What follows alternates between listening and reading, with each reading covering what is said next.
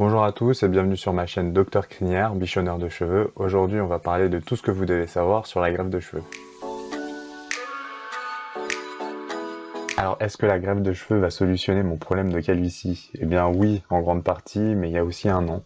Il faut savoir que la greffe de cheveux, ça va être le prélèvement de vos cheveux en zone donneuse, dans la zone hypocratique, pour vous les remettre sur l'avant. Il faut savoir que ces cheveux, dans cette zone donneuse, ici, sont beaucoup plus résistants à la DHT par rapport aux cheveux qui sont au-dessus, qui sont beaucoup moins résistants. Donc on va vous mettre de nouveaux cheveux beaucoup plus résistants à la DHT. Il faut aussi dire que, en gros, on va déshabiller Paul pour habiller Jacques, puisqu'on va vous retirer des cheveux à l'arrière pour vous les remettre à l'avant. Mais je voudrais préciser que les docteurs qui vous disent que vous allez avoir des cheveux à vie, pour moi, ce sont des charlatans, puisque ces nouveaux cheveux qu'on va vous remettre sur l'avant vont être certes beaucoup plus résistants à la DHT, mais ils sont pas invincibles à la DHT. Donc ces cheveux, avec le temps, peuvent être de moins en moins épais, voire peut-être tomber. Donc oui, en grande partie, la greffe de cheveux, ça va solutionner votre problème, mais il faut savoir que peut-être vous aurez besoin de refaire une deuxième chirurgie, voire une troisième chirurgie dans le temps, et c'est pour ça qu'il faut être énormément préservateur avec sa zone donneuse. Combien de temps va durer une opération? Une opération, ça peut durer entre 6 et 8 heures en fonction de la méthode utilisée, FUE ou FUT. Et donc il faut savoir qu'il y a obligatoirement deux phases, une phase d'extraction et une phase de réimplantation. Néanmoins, il y a quelque chose de très important à savoir, c'est que si vous avez plus de 2500 greffons, voire 3000 greffons à implanter, vaut mieux faire ça en 2 journées. Donc si vous avez 4000 ou 5000 greffons, obligatoirement, il faut faire ça en 2 journées, puisqu'il y a quelque chose à savoir, c'est que quand on vous retire votre greffon, il a un taux de survie parce qu'il peut pas forcément survivre très longtemps en dehors du crâne, donc c'est un peu comme un poisson en dehors de l'eau, et donc plus il va passer de temps en dehors de son milieu naturel, plus il aura des taux de survie moindres. Donc c'est pour ça que en général, il faut privilégier de faire 2 journées d'opération qu'une seule journée si on a plus de 2500 greffons à implanter. Alors la troisième question, ça va être est-ce que c'est douloureux pendant l'opération et post-chirurgie? Donc moi, ma réponse personnelle va être oui et non.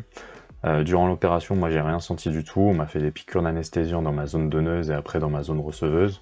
Moi je me souviens, j'avais un iPad et une vidéo à regarder pendant qu'on était en train d'extraire mes greffons et je voyais que ça allait très profond, mais en tout cas je sentais rien.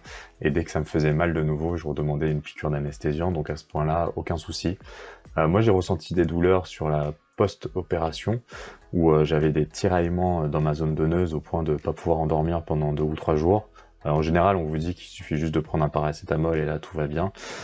Pour moi, j'ai dû aller chez le médecin pour lui demander un truc un peu plus fort, donc c'était de l'X-Prime si je me souviens, c'est du paracétamol et du tramadol, un dérivé de la morphine, pour pouvoir enfin dormir. Donc c'est vrai que les 3-4 jours après mon opération ont été assez difficiles. Donc je dirais pas comme tout le monde que tout va bien et que suffit de faire la chirurgie et après vous pouvez aller travailler. Pour moi ça n'a pas été le cas, en tout cas j'ai eu des nuits un peu compliquées, mais rien de fatal on va dire. Donc voilà, j'ai un peu souffert pendant 3-4 jours après mon opération et après tout est rentré dans l'ordre. Y a-t-il des gonflements après l'opération? En général oui. Faut savoir que ça va dépendre aussi de là où on va vous implanter vos greffons. Donc si on vous implante des greffons au niveau du vertex que de la ligne frontale, vous aurez moins de chances d'avoir des gonflements. Si on vous refait une ligne frontale, forcément, attendez-vous à avoir sûrement des gonflements. Moi, j'ai eu des gonflements pendant 5 à 7 jours, je pense. Donc voilà, moi j'avais les tiraillements plus le gonflement. Je vous laisse quelques photos pour apprécier ma tête. Maintenant, c'est plus un bon souvenir qu'autre chose, mais que c'est vrai, sur le moment, ça fait pas forcément plaisir, on ressemble à pas grand-chose.